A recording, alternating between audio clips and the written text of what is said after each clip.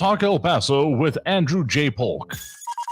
Be a part of the show by calling 915-544-KTSM, 915-544-5876, or comment online on our stream at facebook.com/Talk El Paso. It's 4 p.m. Mountain Time, and that means it's time to talk El Paso with Andrew J. Polk.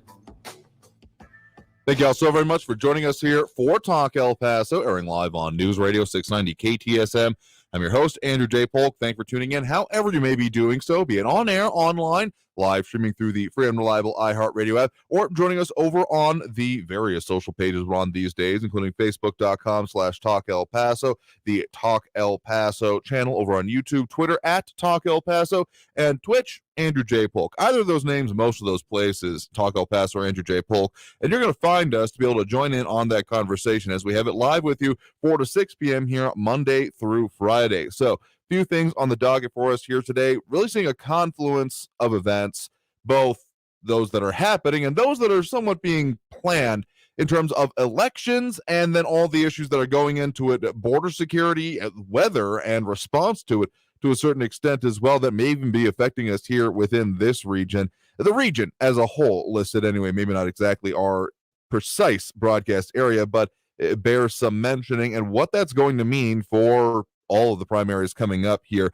because we are getting very much closer to that. Also, we are going to be taking this time during this program to remember what is going on, and some of the people who have participated in the show that are no longer with us, specifically that of Jerome Tillman, now that the public information is out there about both him and when his memorial service is going to be. We'll be talking about that a little bit, doing a tribute as best we can anyway to the interview we did with him when he was running for office during the run of this show. So we'll have that up here as well. So that's a couple of things on the docket here for us today, as we have Jay Visconti chiming in already over here on the social pages, more tuning in as well. However you're doing so, you're more than welcome to. That's one of the better ways to leave your comments throughout the process of the show here. We will open up the phone lines a little bit later in the hour, as we have been, but plenty more time to get to those discussions about the things that affect us right here in the borderland. And just because there's been a couple of questions for them in this new format, the questions about how we're handling that, still one call a day is what we're going for here, because otherwise it starts being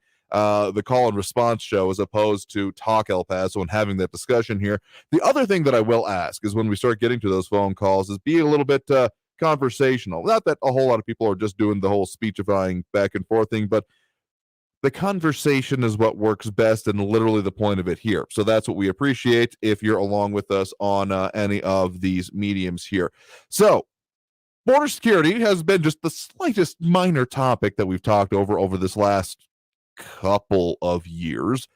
I mean, it's never not been an issue in my lifetime anyway, probably anyone who's listening to this within our region, because it has developed very interestingly over the years. A lot of different ways it's gone forth, historical terms, including the Bracero program, Operation Hold the Line, border wall, and now in more modern ways, as we're dealing with what the heck is going on in the sections of the border, and the real highlighted issues of essentially the manpower, the amount of people able to then be able to enforce it. So those are conversations that have been going on back and forth for a while here, but some interesting confluences happening with that, between the just absolute situation that we see within our region and across the border as a whole, as well as what is coming up in these elections. Now, not meaning to that sound too cryptic, but let's break it down here. So there's a lot of been talk about what we saw over the last year and exactly what was going on with the different waves, the responses, etc., what policies were in place. That was if I had to put a round number on it, probably between 25 and 50% of the absolute topics we talked about in the past year at the very least. So now that we're at the end of some of the fiscal years, now have a little bit clearer idea of both what was happening at the certain points of time, as well as the impacts of them going forward. In no uncertain terms, was last year a highlighted importance year for just the boots on the ground kind of situation that we saw, especially in our region, but overall, the Border Patrol coming out with some more concrete numbers that we can give a little bit here of what we are actually seeing in terms of well, fiscal year as it was, and to this point when it came to apprehensions or specifically arrests. So some of the numbers that we've talked about previously that have numbered in the hundreds of thousands have been what are called encounters. And given the different policies that have been placed over the last year, it's a mishmash, not quite on the order of magnitude of the lack of understanding of and clarity of what the heck is going on with, say, COVID restrictions, but it's in the neighborhood because of all the back and forth and the removal of other programs, the reinstatement of some, the keeping and holding the line of parts of it, and just the general consternation, kerfuffle, and unhappiness that comes along with all of this. Border Patrol, according to CBP specifically, that in fiscal year 2021, which runs from and beginning of October to September, so basically beginning of October each year, that there were, this is a different number than we usually have talked about here. We're not talking about the total number of encounters as it is, because encounters doesn't necessarily represent absolute people. They can be the same person multiple times, particularly when Title 42 was the only policy, not even a policy, just literally practically a line of code saying this is, if this happens, this is what you do. Calling it a policy feels a little bit too aggrandizing in my point of view. But looking at a more interesting number, the arrests of individuals with criminal convictions. As described by the cbp.gov website, the term criminal non-citizens refers to individuals who have been convicted of one or more crimes, whether in the United States or abroad, prior to interdiction by U.S. Border Patrol. Does not include convictions for conduct that is not deemed criminal by the United States. And these are a subset of total apprehensions, but these are more specifically, again, arrests than the encounters that we have talked about previously. So in fiscal year 2021, which again runs from October to September, so October 1st through September 30th, so that has a little bit of 2020 rolled up in there. Well, let me give you the year-over-year comparison. In fiscal year 2020, so again, that would have gone from October of 2019 through September 30th of 2020, there were 2,438 criminal convictions. And of these things, they include things like assault, battery, domestic violence, burglary, robbery, larceny, theft, fraud, driving under the influence, homicide, illegal drug possession, illegal entry or re-entry, so if they've been convicted of such, illegal weapons possession, sexual offenses, and then the disconcerting other category, which according again to CBP includes any conviction not included in the categories above. That was, for again, fiscal year 2020, 2,438. Just wild guess out there for anyone where we might have been in this criminal category for those are here in 2021. And the amounts, all of these crimes are concerning in their own way, but the ones that were the most of them previously, as I'm giving you a chance to guess here, were driving under the influence, illegal possession, and illegal re-entry were the lion's share of just about any year. But the total number for fiscal year 2021 came down to 10,763. So again, that from the beginning of October 2020 through September of 2021. And we are on pace to have a very interesting year already this year. So from beginning of October of 2021 through now, latest numbers here, doesn't have an update date, but we're already at 1,682 so far this year. So that is definitely going to be something highlighted in this upcoming election, and something that is even already starting to get crowed about more than a little bit by some of the opponents of Texas Governor Greg Abbott. So we're already due for that first break here right now, as we have John Brazelton, Edgar Ortiz, Jay Visconti, and more chiming in, tuning in. We'll talk more about this and get more into the intersection of both what we're seeing in our area and what's going to be coming up in these elections after this break. You're tuned into Talk El Paso here on News Radio 690 KTSM. Coming back, talking about, again, Allen West and more. All of them challenging, trying to find that gap between the governor and his base. So stay tuned. We'll talk El Paso after this break here on News Radio 690.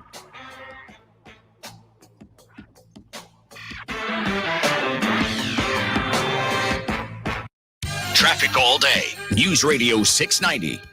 Heavy stop-and-go traffic on the I-10 eastbound with about 5-minute delay starting at Artcraft, eastbound on the 10 down to Thorn. Gateway Boulevard westbound at Paisano, an accident reported, and it's slowing traffic on Paisano approaching the 10 Gateway. Gateway Boulevard eastbound at Reynolds, a disabled vehicle blocking the right lane. I-10 westbound at Trans Mountain, a disabled vehicle blocking the right shoulder. Cary Edwards, El Paso traffic. This report is sponsored by DuckDuckGo. Protect your privacy for free with DuckDuckGo. I feel like I'm being haunted by a pair of headphones. Everywhere I go is a creepy ad for headphones I looked at one time. I hate that feeling like I'm being watched. I downloaded DuckDuckGo and saw a difference right away. Take back your privacy online with DuckDuckGo. Privacy simplified. iHeartRadio Earth knows small changes make a big difference for the environment. Did you know that keeping your tires even a single PSI lower than recommended means worse mileage and more trips to the pump? So do the environment and your wallet a favor and always check the tire pressure. Brought to you by iHeartRadio Earth and the National Environmental Education Foundation. To find more tips on smarter, sustainable living or to take action in your own community, go to iHeartRadio.com/Earth. Near historical low mortgage rates won't last long. If you're buying a new home, go with a lender you can count on for competitive rates, low fees, over 300 loan products, and thousands of loan consultants to help make sure you get the home you want. Call now for your no-obligation pre-approval. 866-888-LOAN. 866-888-LOAN. Or go to LoanDepot.com. Loan Depot, where home means everything. Rates are subject to change. Equal housing opportunity lender. NMLS number 174457. Licensed in all. Mass Mutual knows retirement can be an uncomfortable conversation. Who's the big boy? You are. Who's going to take care of us when we retire? It's going to be you. You're going to make sure we don't end up in a retirement home. Or if we do, it's a really nice one. With tango lessons. And bocce ball. And a community pool. Oh. Talk to us about retirement today. Feel comfortable about tomorrow. Mass Mutual. Live Mutual. Attend the Las Cruces Gun Show this weekend, January 8th and 9th at the Las Cruces Convention Center, 680 East University Ave in Las Cruces. See dealers selling the finest in modern guns, antique guns, custom knives, ammo, Old West collectibles, reloading supplies, and much more. Buy, sell, and trade at the Las Cruces Gun Show this weekend, January 8th and 9th, Las Cruces Convention Center, 680 East University in Las Cruces. Get $2 off. Go to azgunradio.com. Parking is free. Traffic's bad enough without Mother Nature adding to your headache. Traffic and weather all day. Stay informed with El Paso's News Radio 690 KTSM. News Radio 690 KTSM. Live from the KTSM AM 690 studios, it's Talk El Paso with Andrew J. Polk. To be a part of the show, follow on Facebook at facebook.com/Talk El Paso. Now here's your host, Andrew J. Polk. Thank you all so very much for joining us here for Talk El Paso, airing live on News Radio 690 KTSM.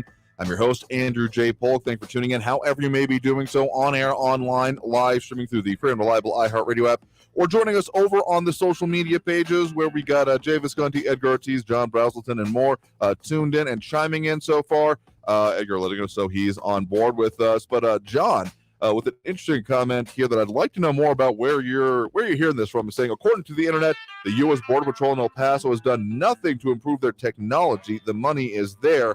Be very interested to know the context of that, because the context is kind of the most important part here in this, because, I mean, it's been no secret that, particularly locally, there's been a hell of a lot of strain on the federal agencies involved in all of this, particularly the guys boots on the ground. I have the most concern for as how this progresses and how they're able to do it, because literally having been involved in part of the process about how these guys can get hired in the past, it's not a short process. Any kind of buildup can take literal years. Unfortunately, I wish there was a better system for it, even as the same time ensuring security and that you don't have, I mean, just the myriad of problems that can come with almost any issue that touches the border, you got to account for. So it's not a simple process, and speeding it up without sacrificing something in the process, hopefully someone smarter than me can come up with a solution, because it's desperately needed. So having been out to some of the Border Patrol stations and the areas where they're doing this kind of work, again, much credit to the guys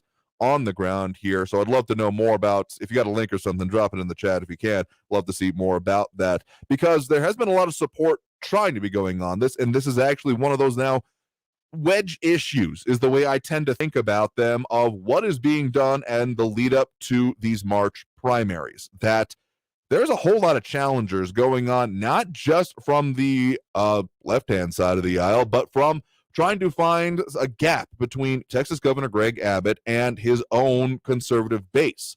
And there's more than a couple of challenges here now. In fact, there's another billboard that I just noticed the other day that has popped up over near, I think it's Sunland Park and I-10, primarily in Spanish, saying basically a new type of Republican Party that I need to do a little bit more investigation on. But election season this year.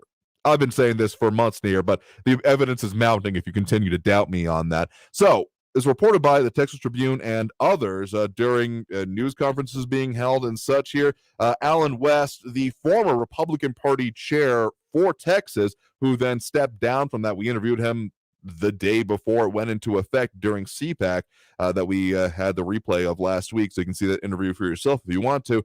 But most specifically, the current attack going on, blasting Governor Greg Abbott over suicides, pay problems among National Guardsmen at the border. So this is all related to the Operation Lone Star that has been, I don't even know the exact timeline of it, been going on for a while now, better part of the last year at the very least, announcing the kind of moves, shakes, pretty much since the Biden administration came in, was really the genesis of this current incarnation of it, because I believe it's happened in previous times and previous ways, but bringing the National Guard of it, a little bit of a new wrinkle.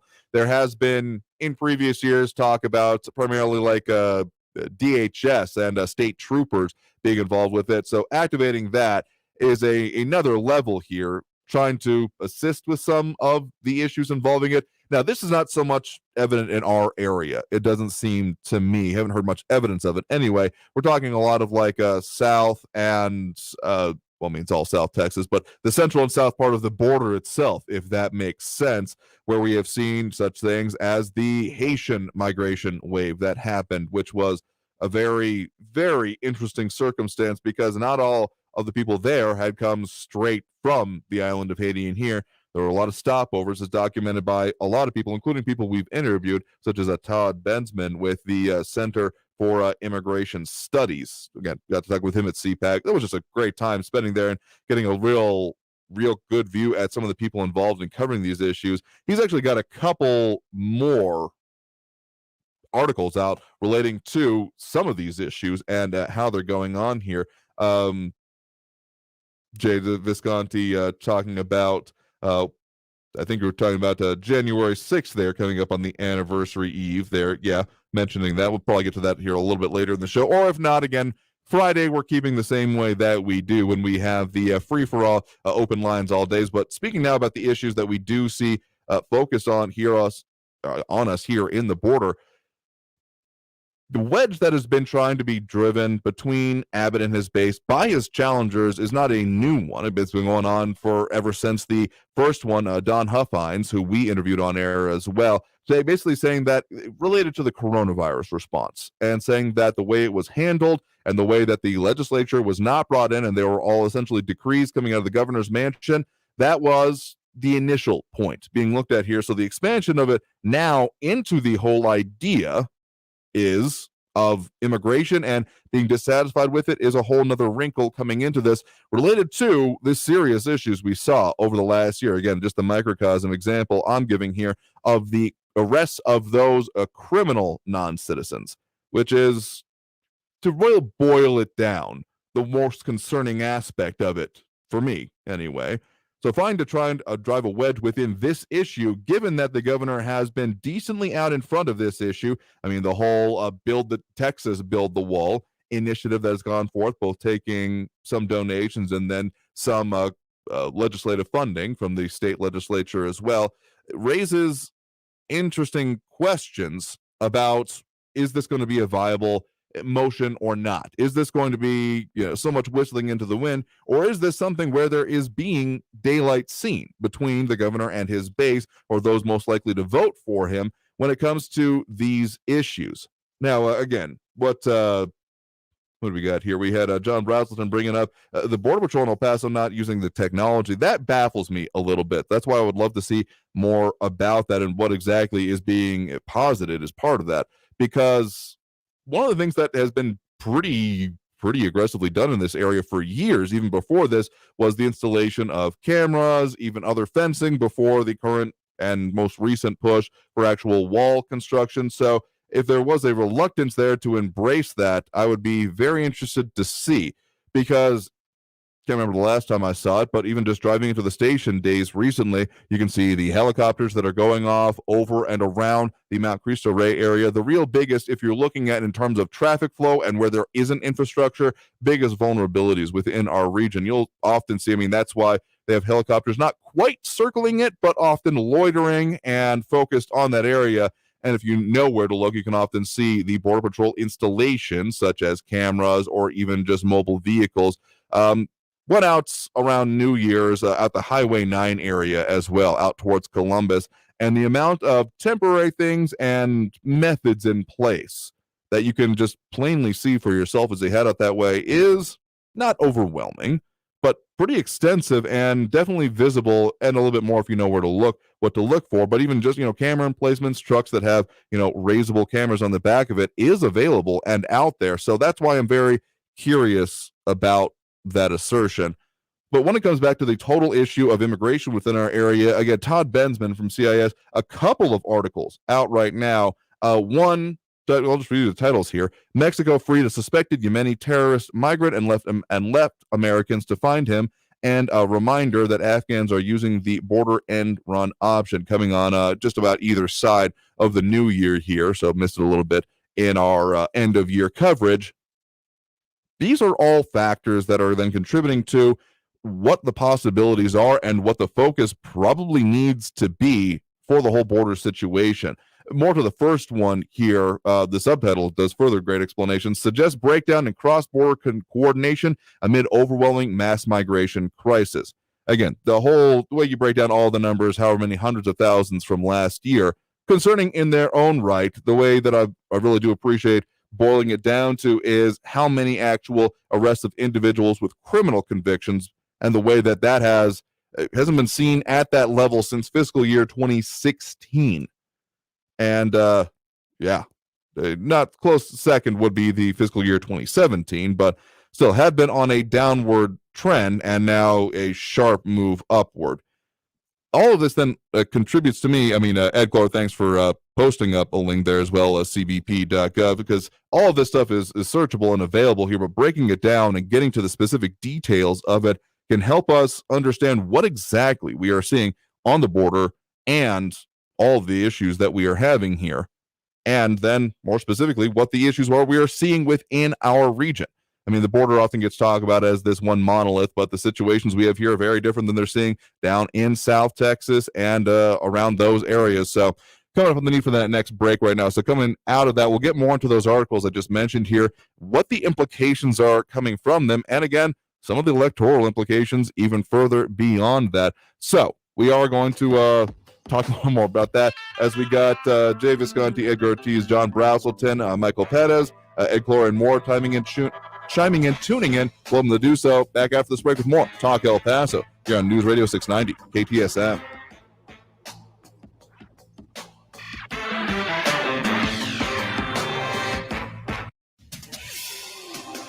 El Paso's News Radio 690 KTSM.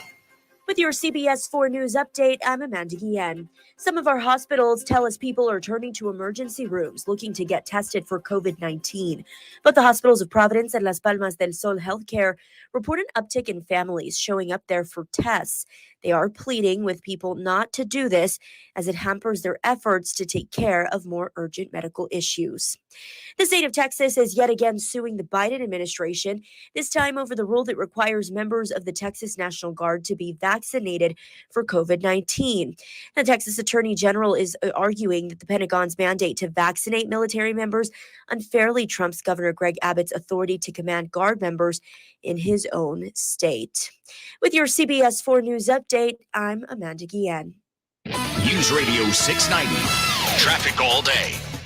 Accident reported on the Cesar Chavez Border Highway. Loop 375 eastbound at Midway. Police are on the scene and I'm seeing slowing there. Americas Avenue at I-10. Accident, right lane block there. 54 Patriot northbound at Montana. Disabled vehicle blocking the left shoulder. Stay right. And Gateway Boulevard westbound at Paisano. Police still working on an accident there. Carrie Edwards, El Paso traffic. From the KFOX 14 Severe Weather Center, this is Chief Meteorologist Sandra Diaz. Our warming trend is expected to continue, so if you're a fan of the warmer temperatures, we eventually will end up in the mid-60s by the weekend. Overnight temperatures, though, still remain pretty chilly in the 30s until this weekend when they return to around 40. Now, as far as what we've got with our next weather maker, we will see some changes as we get into Sunday with a weak front and then a chance for rain to kick off next week. This report is sponsored by Indeed.com. If New Year calls for more hiring, check out Indeed, the all-in-one hiring platform that makes it easy to attract, screen, and interview candidates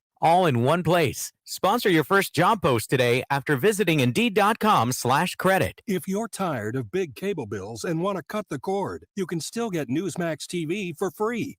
Millions of Americans like you are watching Newsmax. It's available on all major cable systems, or get it free on major streaming platforms.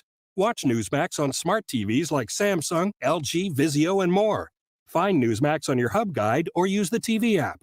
Newsmax also streams free on Roku, Xumo, Pluto, Amazon Fire, TiVo, Apple TV, Chromecast, and more. More than 7 million people have downloaded the free Newsmax app on their smartphones. There's no paywall or subscription, so watch Newsmax anytime, anywhere. Forbes calls Newsmax a news powerhouse. And watch great shows with Mike Huckabee, Greg Kelly, Rob Schmidt, Diamond and Silk, Stinchfield, and a lot more. Find out why America is tuning in to Newsmax TV, the fastest growing cable news channel. It's a source you can trust. Newsmax is real news for real people. Talk El Paso, airing weekdays at 4 right here on News Radio 690 KTSM, focused on local businesses, local politics, local impacts of the day's news. Brought to you in part by Thrive 915 Food Fest. Join the conversation Monday through Friday at 4, and let's talk El Paso. I bought football tickets for my husband's birthday, and now I'm in a football bubble. All I see online are articles and ads about football. I hate feeling manipulated. I downloaded DuckDuckGo and saw a difference right away. Take back your privacy online with DuckDuckGo. Privacy simplified. This report is sponsored by DuckDuckGo. Protect your privacy for free with DuckDuckGo. Why should you volunteer with Meals on Wheels? I never thought that 5 minutes could make so much difference in the lives of two people, but it has. Drop off a warm meal and get more than you expect. Volunteer at americaletsdolunch.org. Brought to you by Meals on Wheels America and the Ad Council. News Radio 690 KTSM El Paso. Live from the KTSM AM 690 studios, it's Talk El Paso with Andrew J. Polk. To be a part of the show, call 915-544-KTSM or follow on Facebook at facebook.com/Talk El Paso. Now here's your host, Andrew J. Polk. Thank you all so very much for joining us here for Talk El Paso, airing live on News Radio 690 KTSM. I'm your host, Andrew J. Polk, focusing a lot on today on what's going on in the confluence, the intersection of various important issues that we've been approaching for a while now, including border security, immigration, the response to it, upcoming elections, and a whole lot more. None of this stuff happens in a vacuum, but really looking at those March primaries, all this stuff is going to keep ramping up and heating up towards that. So that's a lens I'm going to be looking forward for a while now here, as we have a bunch of people tuning in, chiming in over on the Facebook page and the various social pages, including Michael Pettis, John Brazelton, Jay Visconti, Ed Clore, Leroy Chuck, and more. Leroy Chuck addressing kind of one of those offshoot issues, not necessarily directly related to this, but, well, it's all interconnected here, saying violence has gone up in El Paso. That is the perception that seems to be. I hope it's not one of those things where you give something a name and therefore you start seeing it everywhere, but it does feel like there's more weirdness and greater impact from the incidents that are already happening at the very least, such as the lockdowns that have been having to happen with local education, including both college and school districts, because of the way things are working out. It's not a good time to be concerned about or having to deal with those issues right now. So Ed Clore making a decent point here as well, that if you sign up for the CBP newsletter, be astonished at the number of contacts, arrests, getaways, and assaults on officers. I might be a little desensitized to it because I've been on those emails and other news mailing lists for years now. And yeah, there's a lot that goes on. Our region, not the main focus of a lot of these, but enough ends up coming through here. So talking a lot about the immigration aspects of it here. A couple of the things, again, articles I mentioned a little bit before the break here by Todd Bensman over with the Center for Immigration Studies. Again, had a great conversation with him when I was able to meet him in person over at CPAC, and great work that he did in the time in between then and now, both about current study about issues and even being on the ground in that, actually in the Mexican side of issues, when the whole Haitian incident, is there a better way to refer to it than that? That's the way it lives in my mind, when there was that strong attempt to cross parts of the border there in droves and in kind of those underwater dams is the better way to put it there. That was just seemingly came out of nowhere, but then ended up being quite a, well, frankly, coordinated effort is what it ended up being here. So he was on the ground during that and seeing a lot of what exactly was happening. But the more recent work that he's got going on here, again, articles titled Mexico freed a suspected Yemeni terrorist migrant and left Americans to find him. And furthermore, recently, in the last, yesterday, actually, a reminder that Afghans are using the border end run option really helps highlight what it comes down to for me, anyway, is that whatever you think about immigration in the abstract, about what the goals of it should be, what you should be working on, is that we need to have knowledge, information, and essentially the ability to enforce it everywhere along the border, because there shouldn't be anyone, and I do mean anyone, crossing that isn't known, be it at an actual port of entry or not here.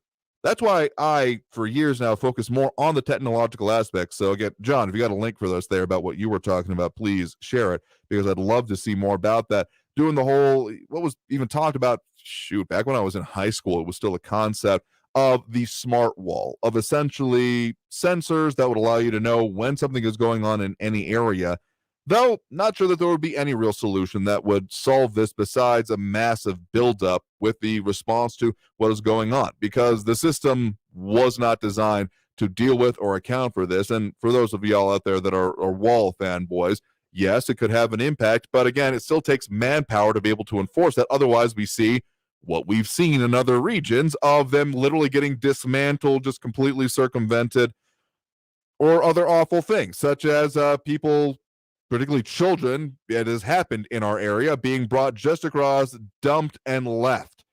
Oh, I would love to see some greater transnational enforcement of particularly those, not just even necessarily the criminal non-citizens, as CBP puts it, but literal criminal enterprises that are involved in all of this. Let's get Interpol involved. Let's just throw everything at it to really deal with those literally international criminals that may be facilitating even worse things. So these are the confluences, the way I think about them anyway, and the impact that they are having on the election, as you also heard during the news update during the break there. The whole focus on National Guard is becoming kind of a hot one, and that's why I found it very interesting what might be happening as we get into the lead up to the election here on all of these issues. It's all connected and all a part of the same thing. And getting closer to it, Michael Powder saying that sector chiefs are allowing our fellow travelers who are aiding and abetting illegal invasions. I think that's a bit of a claim that you want to be careful about there, because that would be, not to use any particular legal phrasings, but if there were sector chiefs of, unless we're talking about not Border Patrol here, because if you're talking about Border Patrol, yeah, that would be a little bit nuts. And if you're saying that the Border Patrol is aiding and abetting that, that's a whole nother level there, if I'm not reading you correct here. Yeah, because again, I do not find much fault and find much sympathy, in fact, for the work being done by the individual Border Patrol agents, CBP, and customs officials in dealing with all of this, because we have seen unprecedented changes going on, even just since the previous administration, because what was being done there, and then the moves back and forth with policies and all of that, that just gets a little bit mind-boggling at times. Technically, I think we're still now back under the so-called Migrant Protection Protocols, well, the actually called Migrant Protection Protocols, MPP, so-called Remain in Mexico policy, even if, again, some of the work coming out here says that there is not great cross-border communication going on with this from Bensman and even others. It's a problem. I don't think anyone disagrees that this is a problem. Again, maybe other larger meta goals out there about what should be happening with it. But I think what's pretty clear, and most people could find themselves agreeing on, would be that we need a pretty big buildup of who was able to respond to this, because physical or not infrastructure is only as good as the response that it can allow to be mounted. So if we don't have that, we might as well not have the stuff there, because if you got alarms going off, you got people scaling things and no response is happening to it, they might as well not be there except for vague stymieing factors, kind of like feels like using paper towels to dam up a pipe burst, because sure, it'll stop it for a little bit, but otherwise it's not actually fixing the problem. And fixing the problem on its own, well outside of the realm of our state politics, but firmly in the ability and scope of our federal government. Would love to see more talking about what are the factors that are going into this, but that's a whole nother show here. So when it comes down to what we're looking at from the state level, I think that there are being increased attempts, because Allen West may be the latest one, but I mean, all of the opponents that have been coming up against Governor Greg Abbott have been searching out for these areas, looking for that weakness in what the response has been. And previously, it has seemed like the governor was pretty robust on all of these issues, that he had plenty of things he could point to saying, yes, we are doing these things in order to address this issue, including the National Guard, previously CBP primarily, state troopers, DHS previously, and then working in conjunction with CBP and Border Patrol. But now, with this move, got to wonder if this is going to be something even more focused on. Now, whether there are actually any reasonable challenges for the governor in the upcoming election is definitely up for debate and discussion here. So we'll get to that here in the next segment, as we have even now more focus and more talk about what is going on. A lot of comments going on here. So we're going to take that break right now, and we'll go ahead and open up that phone line here. So that number to call is 915-544-5876, 544-KTSM. Back after this break with more Talk El Paso here on News Radio 690 KTSM.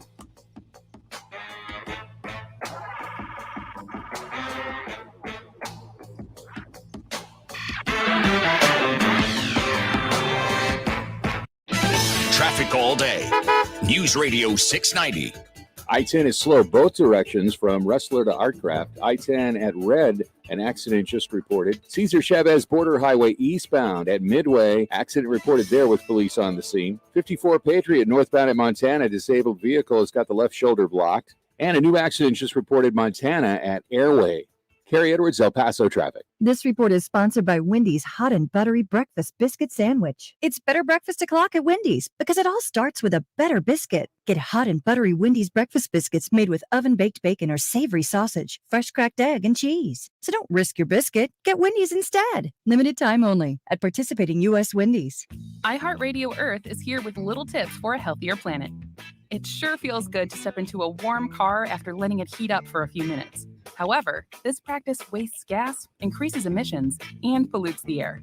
Limit idling your car to no more than 3 minutes to save money at the gas station and improve air quality. Brought to you by iHeartRadio Earth and the National Environmental Education Foundation. To find more tips for smarter, sustainable living, or to take action in your own community, go to iHeartRadio.com/Earth. Now may be the perfect time to buy a home financed by Loan Depot. Loan Depot has over 300 loan products to help you make home ownership a reality. Interest rates are near historic lows. Rates will not stay low forever. So call 866-888-LOAN so one of our thousands of loan officers can help you find the right loan. Call 866-888-LOAN or visit loandepot.com. Loan Depot. Rates are subject to change. Equal housing opportunity lender. NMLS number 174457. Licensed in all 50 states. It's open enrollment season, and when it comes to you and your family's health, you want the best care at the best price. That's where Altrua Health Share comes in. You'll have access to top quality medical providers and facilities, all within your budget. This open enrollment season, learn more about Altrua Health Share and its community of other like-minded, health-conscious individuals. Ready to find out more? Dial pound 250 on your cell phone and say My Share to learn more. That's pound 250 and then say the words My. Hi, Phil Swift here. When that next storm is barreling down, get prepared with the Flex Seal family of products. floods can destroy your home.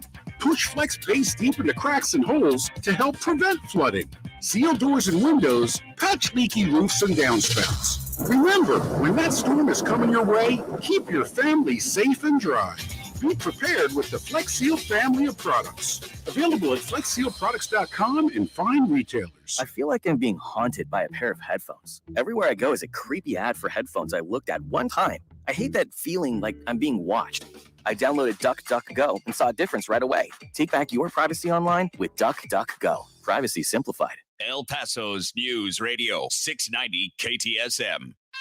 Live from the KTSM AM 690 studios, it's Talk El Paso with Andrew J. Polk. To be a part of the show, call 915-544-KTSM or follow on Facebook at facebook.com/Talk El Paso.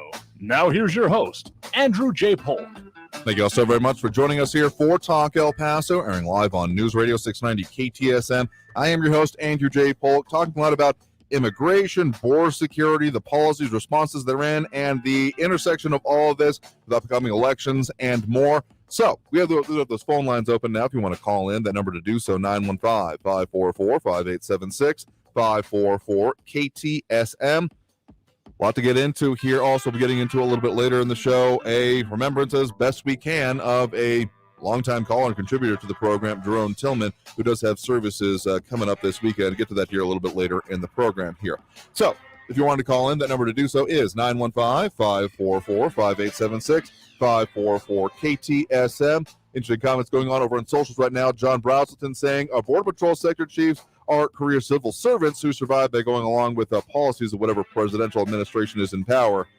That rings a little bit more true given my experience and just how things work, frankly, here. So, I mean, again, if you've got some specific evidence, I would say please present it to the relevant authorities, internal investigators, and such things.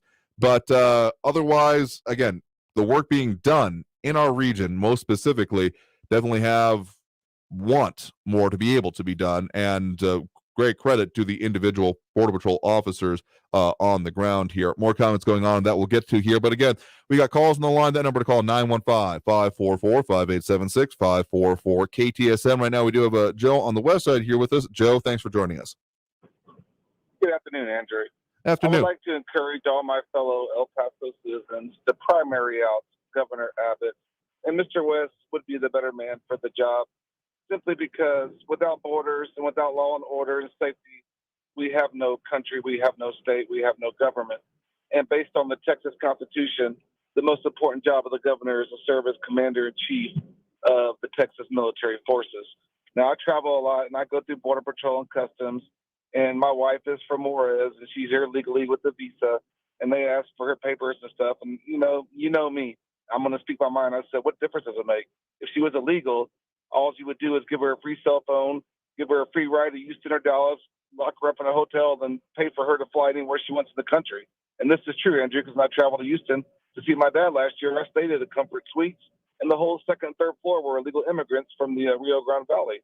So Border Patrol's morale's low. They just die and say, you're right, go on through. There's no more drug dogs when you go to Rio Doso or to Houston or to Phoenix on all the Border Patrol checkpoints.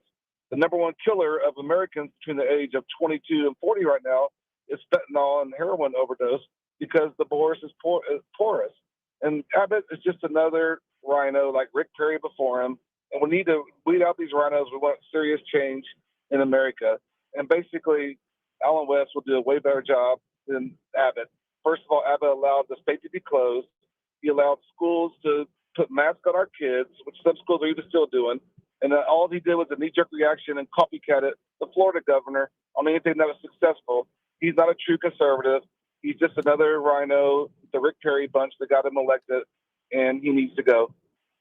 So when it comes then to, I mean, a lot of the stuff you talked about when it comes to coronavirus response, that has been the inception of, frankly, most of the primary challenges to Abbott. When it comes to the border security and the immigration issues, I'm very curious. You talked a lot about some of the national stuff here, but when it then comes to the state level policies, what would you say needs to be done? What do you think could be done differently by a different governor when it comes to, again, what the state can do? Commander-in-Chief of the Texas military, which is the Texas National Guard. You have boots on the ground.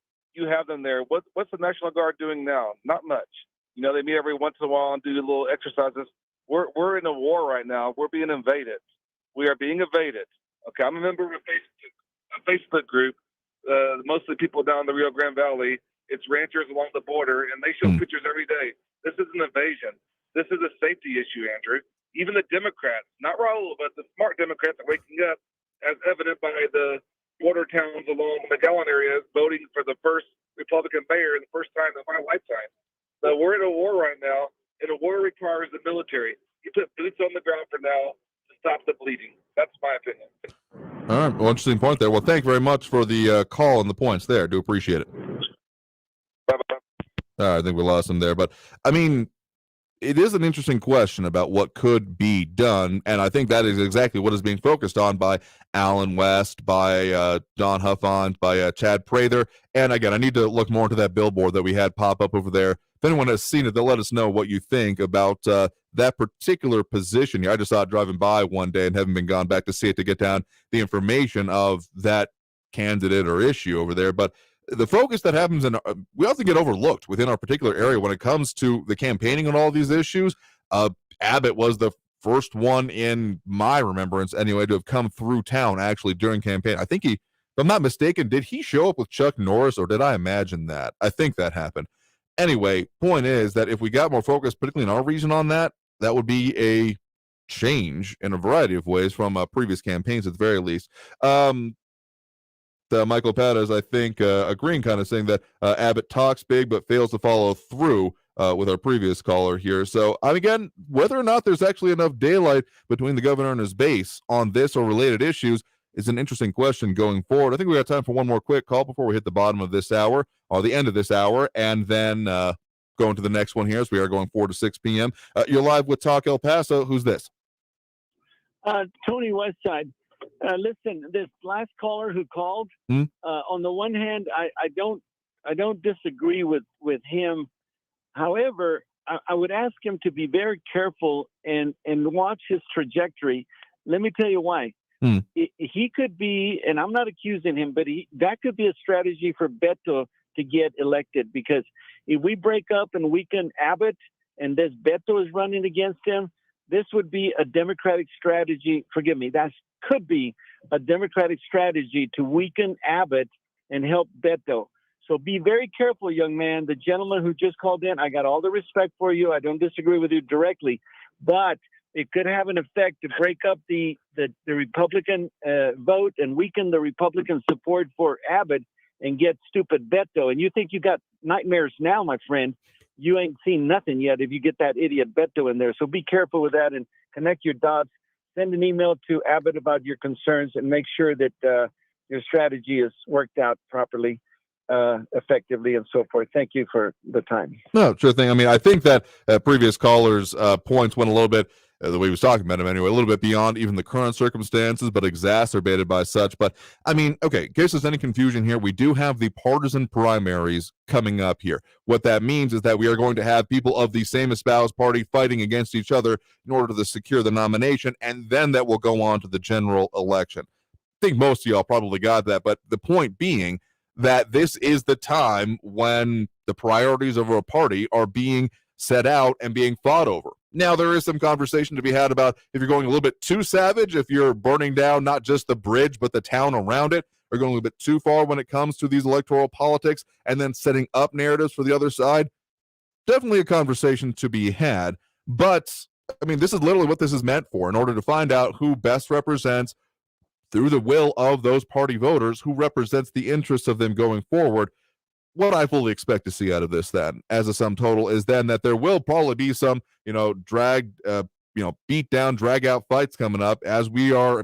It's the start of the year. We got a couple of them. We got better part of 3 months left before we get to these primaries. So if we're already at this kind of a pitch, it's probably only going to increase from there, is my cloudy crystal ball expectation at this point. But then once we get through the primaries, then the message says, okay, we got to come together to defeat our opponents. I still kind of maintain that probably the best thing that could have happened for the Abbott campaign was the announcement of O'Rourke. Really, had it been something else like a political unknown to a certain extent, or just someone who wasn't as clearly known about what their policies would be, creating some, gray area. All right.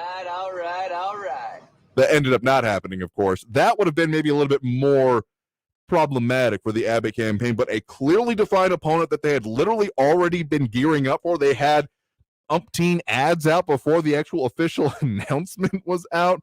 I can't get over that, because that is just, it's just silly that was allowed to happen, that you got your opponent putting out ads against you before you've even announced out there, because you're so well telegraphing what's coming. It's just silly when it comes down to, even if these issues that are involved in it are a lot more serious. We'll have to get into this more in the next hour here, because we are not anywhere near done with this topic or the things associated with it. Plus, again, remembering one of our longtime college contributors to the show and the remembrances we have of it here.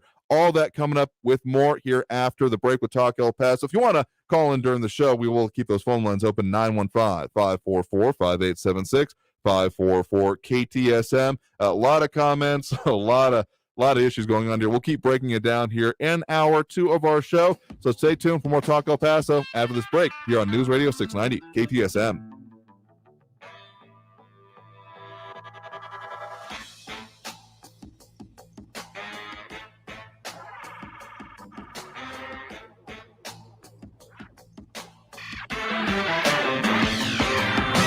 Traffic all day. News Radio 690. Lots of slow and go on the I-10 eastbound from Artcraft down to Thorn on the westbound side of I-10 around Wrestler. Not bad at all. Not so much on Joe Battle Loop 375 northbound. Stop and go from the 10 to Palicano. America's Avenue at I-10, an accident reported blocking the right lane. I-10 at Red, an accident reported there. And Montana Avenue at Airway, another accident reported with police on the scene. Every small business owner's most important New Year's resolution is to attract more customers. Let a radio ad from iHeart Ad Builder reach the customers that will make 2022 a successful year. iHeartAdBuilder.com is the fast, affordable way to create a customized ad for your business. Just answer a few questions and get your commercial on the air. Start 2022 off right and put the power of radio to work for your business at iHeartAdBuilder.com. Okay, forest animals, today is a new day. Kids are coming to the forest, and it's up to us to make their visit a good one. Sparrow. Yes? Have you practiced the most popular bird songs for the year? Of course. Catchy. I like it. Okay, River. Dude. How's the temperature? It's a refreshing 52 degrees, man. Perfect for a little riverside shoeless relaxation. Ah, good. Owl, you here? Course. Who's asking? I am. Look, you know the drill. Sleep during the day, scare the kids at night. Perfect. I love my job. Oak Tree? Sup? Still in the same place I left you last year. That's what I like. Consistency. Well, it's not like I'm going anywhere for the next couple hundred years. I know. I love it. Turtle. Turtle. He's not here yet, man. He's late every morning. You'd think you would have learned by now to leave the night before our meetings. Okay. Squirrel. Has anybody seen Mr. Squirrel? The forest has been preparing just for you. Visit a forest near you today. To learn more about cool things to do in the forest, visit discovertheforest.org. Brought to you by the U.S. Forest Service and the Ad Council. Most of the time, traffic is pretty good. But there are times when traffic can be pretty bad. No, I mean like really bad. Almost. But more like an asteroid's gonna hit the city and everyone's trying to get out of town at once and nobody's car is moving and people are running down the highway clutching their kids and whatever belongings they can grab. Yep, now you got it. It's times like these you need your severe traffic station. Traffic and weather all day. Stay informed with El Paso's News Radio 690 KTSM. Kids dream big. Protect your child's dreams by keeping them healthy. If your son or daughter is age 11 or 12, the American Cancer Society recommends giving them the HPV vaccine to help prevent HPV cancers later. Learn more at cancer.org/dreambig. News on the hour and a half. Traffic and weather all day. News Radio 690 is KTSM AM El Paso, an iHeart radio station. NBC News Radio, I'm Brian Shook. A CDC panel is giving the thumbs up to kids between 12 and 15 years old to get Pfizer and BioNTech's COVID-19 booster shots. The committee voted 13-1 to recommend the boosters at least 5 months after the children have had their second vaccine dose. CDC Director Dr. Rochelle Walensky is expected to quickly sign off on the committee's blessing, and shots could be available for the adolescents as early as this week.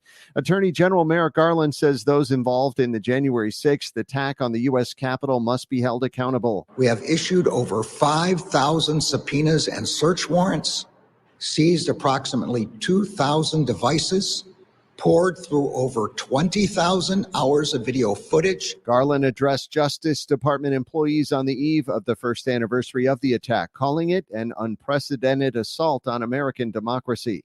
Hundreds of rioters are being prosecuted for their actions. MyPillow CEO Mike Lindell says his phone records were subpoenaed by the House committee investigating last January's Capitol riot. The ally of former President Trump confirmed to CNBC he filed a complaint against the committee and Verizon to invalidate the subpoena Lindell describes as corrupt. The Federal Reserve is signaling multiple interest rate hikes are coming in the future. Lisa Taylor reports. That indication came as the minutes from the Federal Open Market Committee's December meeting were released. The group says up to 3 rate hikes are possible this year. They would each be 0.25 percentage point. 3 additional increases are anticipated in 2023, with 2 more coming in 2024. Last month, the Fed announced the target range for the federal funds rate will remain between 0 and 0.25%. Novak Djokovic is being denied entry into Australia over the country's COVID-19 vaccination requirements. You're listening to the latest from NBC News Radio. Despite a judge's ruling against its recent COVID-19 vaccine mandate, one California school district is trying to implement another vaccine mandate for a specific student population. Eddie McCoven explains. San Diego Unified's coaches got a memo this week saying all student athletes must be vaccinated against COVID. The San Diego Union-Tribune reporting the district is also canceling what it calls out-of-season activities, such as weight training for football teams. Students in band and other extracurricular activities must also get the shot. A judge struck down San Diego Unified's previous mandate, which would have required students 16 and older to get the shot in order to attend class in person. I'm Eddie McCoven. Homer Plessy, whose arrest over segregated train cars was a key moment in the country's civil rights movement, has been pardoned by the governor of Louisiana. The pardon comes more than 1 century after he was arrested in a protest over whites-only train cars. Scientists say planning for rockets and other space junk to return to Earth is incredibly challenging. The Russian rocket Angara's re-entry will be uncontrolled, which is why no one knows where it'll land. Even if somebody were to calculate the size of the re-entry footprint, knowing the size of a foot is very different from knowing where that foot will fall. If the rocket enters Earth's atmosphere a little faster or slower due to its tremendous speed, it may end up striking Earth among any number of potential orbital planes. But scientists say that since water covers roughly 3/4 of the planet, there's about a 75% chance of incoming debris landing in the ocean, meaning its odds of hurting or killing somebody are basically zilch. Russia's rocket may be big, but Earth and its swaths of unpopulated land and sea are much, much bigger. I'm Mike Bauer. The Hollywood Foreign Press Association is going forward with the Golden Globes this Sunday, despite a surge of coronavirus cases. There will not be a red carpet, and everyone in attendance will be required to be vaccinated, boosted, and able to show proof of a recent negative COVID test. Brian Shook, NBC News Radio. February 3rd. It's the biggest night of the year for podcast fans. These are really some of the best and brightest and smartest and most compelling minds in the country. Our 2022 iHeartRadio Podcast Awards. Make plans to join us on our Facebook, YouTube, and iHeartRadio stations across America. Treasure every moment with Long John Silver's fish, chicken, and shrimp. Have your next meal shipped from our shore to your door, or order ahead and sail past the line for pickup. Visit longjohnsilvers.com to find pickup and delivery options near you. This report is sponsored by Allstate. Looking to save money this year? Look at Allstate. You can get the protection you need at the low rate you want. With Allstate, you can lower your rates, not your expectations. Visit allstate.com or call an agent for a quote today. If your New Year's resolution includes getting into shape, make step 1 downloading the free iHeartRadio app. Whether your goal is balancing mind and body or ramping up the intensity to beast mode, we've got the music to get you moving and keep you motivated with dozens of specially curated workout playlists, from rock pump up to yoga music. Just put your headphones on and tap playlists to get started on reaching your goals. iHeart. Discover music, radio, and podcasts you'll love. iHeartRadio.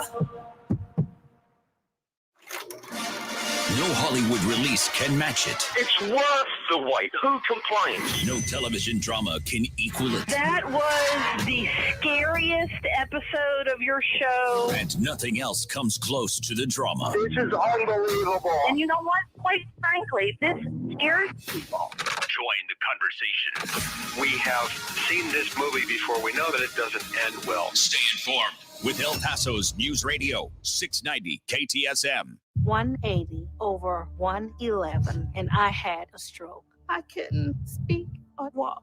This is high blood pressure. Get back on your plan. Go to loweryourhbp.org. Brought to you by the American Stroke Association, American Medical Association, and the Ad Council. News Radio 690 KTSM.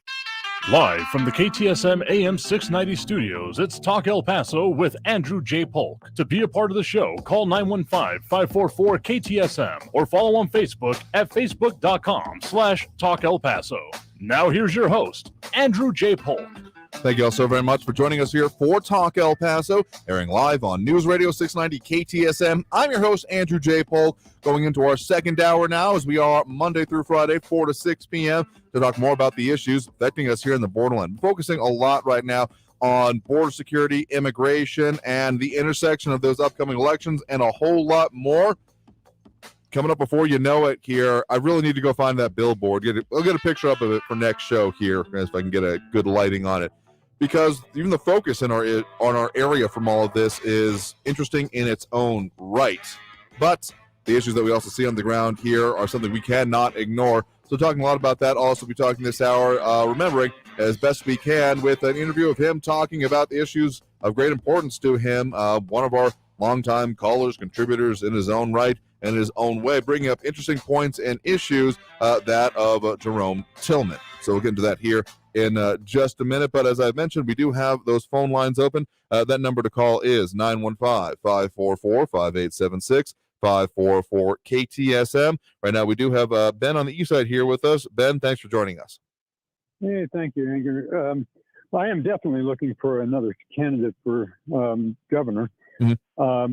There's several things that Governor Abbott has done, and I cannot forgive him for.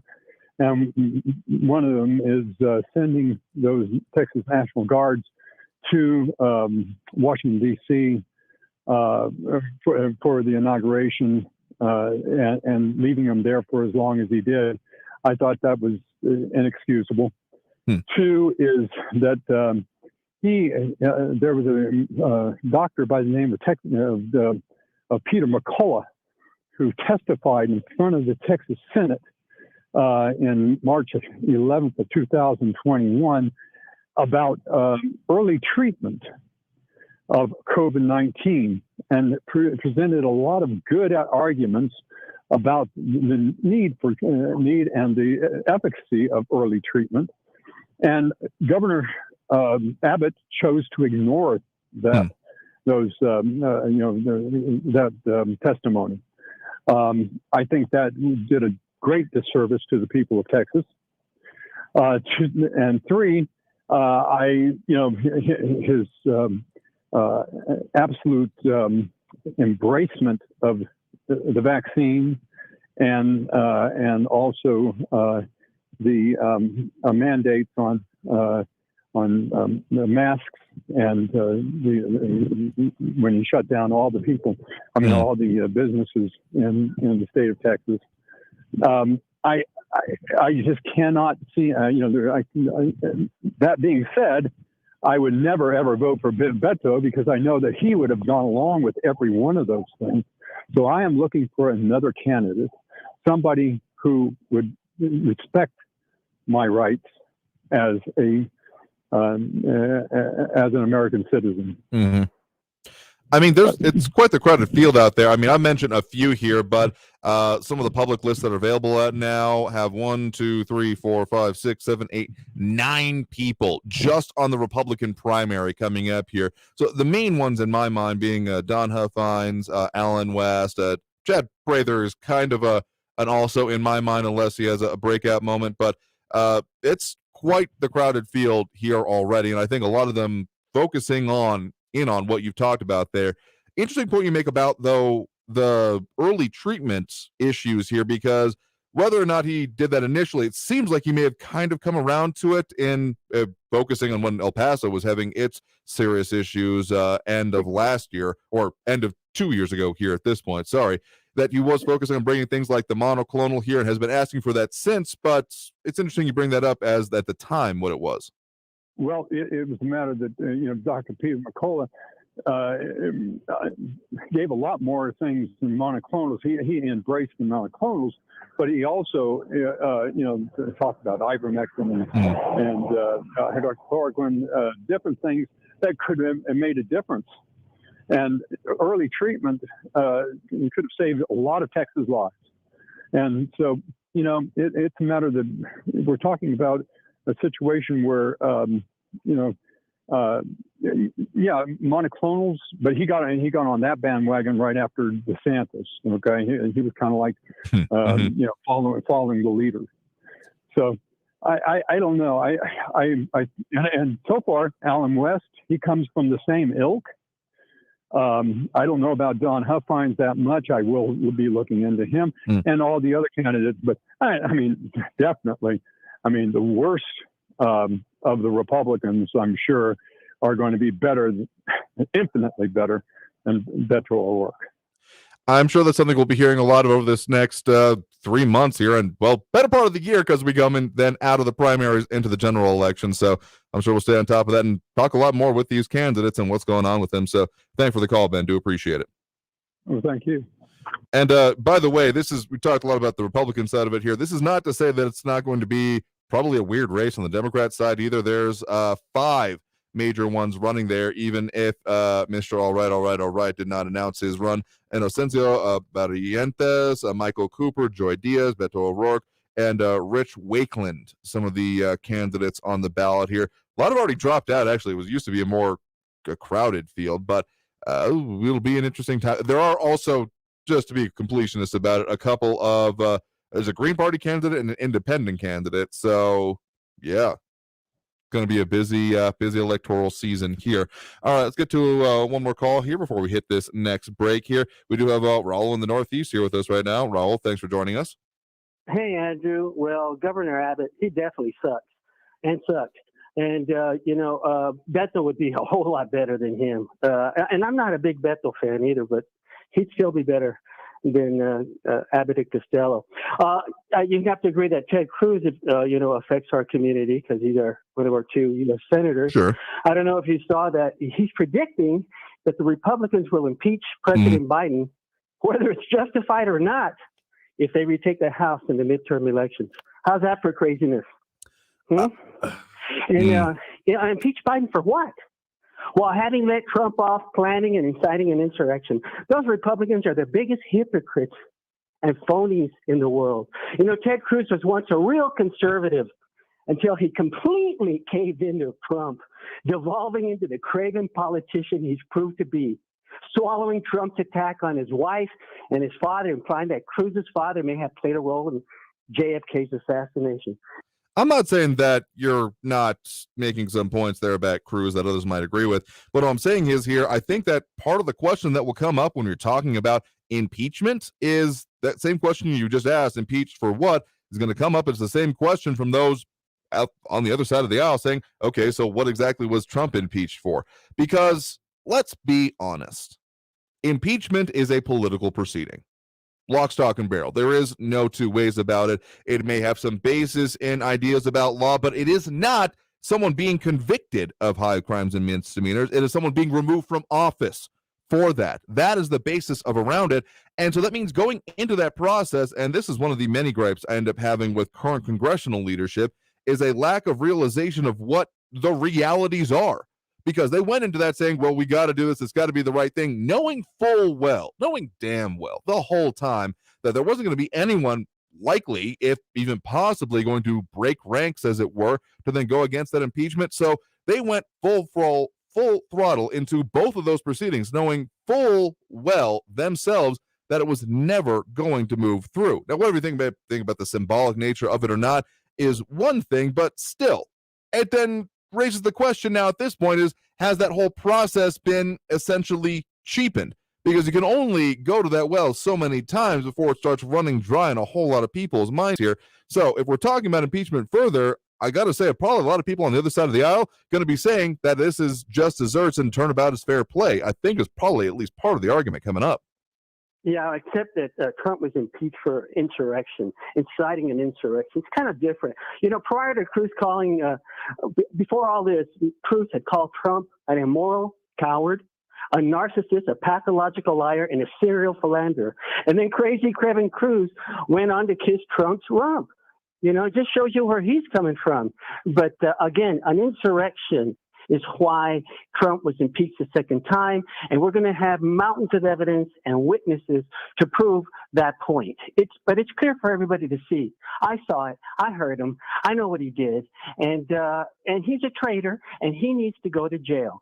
Thank you very much. I mean, sure thing. But then the real simple answer to that is, if all of that is absolutely true, just as you described it, why did the impeachment not be confirmed? Why wasn't it then done and gone through if it was so obvious by the Senate? I mean, I've been in favor of a full investigation of all of this ever since it became, we were reporting on it that day, you may recall.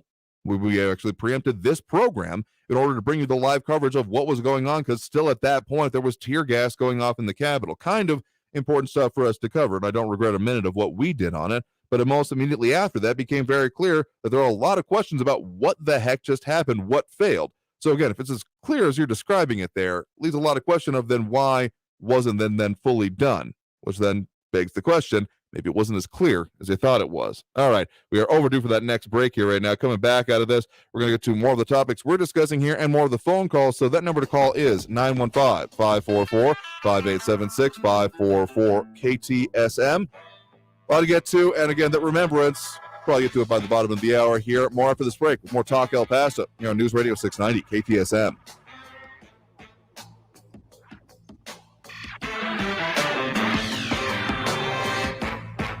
Traffic all day. News Radio 690.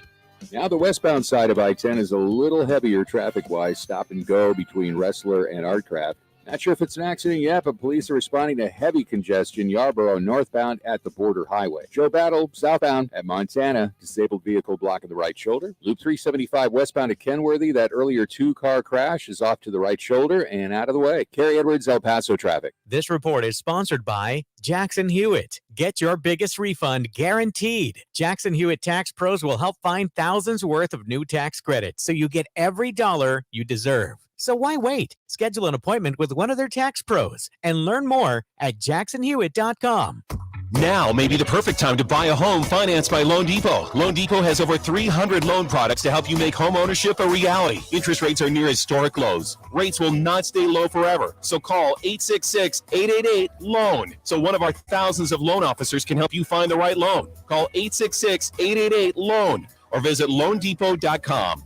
Loan Depot. Rates are subject to change. Equal housing opportunity lender. NMLS number 174457. Licensed in all 50 states.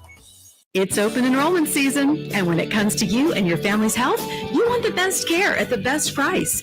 That's where Altrua HealthShare comes in. You'll have access to top quality medical providers and facilities, all within your budget. This open enrollment season, learn more about Altrua HealthShare and its community of other like-minded, health-conscious individuals. Ready to find out more?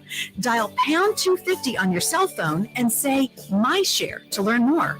That's pound 250 and then say the words My Share. Radio Earth knows small changes can make a big difference. Want to reduce your food waste? Embrace your freezer. From bread to meat and even cheese, most foods can be frozen and cooked later. Plus, a full freezer uses less electricity. Brought to you by iHeartRadio Earth and the National Environmental Education Foundation. To find more tips for smarter, sustainable living or to take action in your own community, go to iHeartRadio.com/Earth. Mass Mutual knows retirement can be an uncomfortable conversation. Who's the big boy? You are. Who's going to take care of us when we retire? It's gonna be you. You're going to make sure we don't end up in a retirement home. Or if we do, it's a really nice one. With tango lessons. And bocce ball. And a community pool. Oh.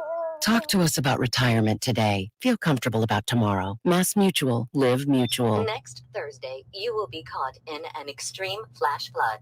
Disasters don't plan ahead, but you can. Talk to your loved ones about making an emergency plan. Get started today at ready.gov/plan. Brought to you by FEMA and the Ad Council. KTSM AM El Paso is News Radio 690, an iHeart radio station. El Paso's News Radio 690 KTSM.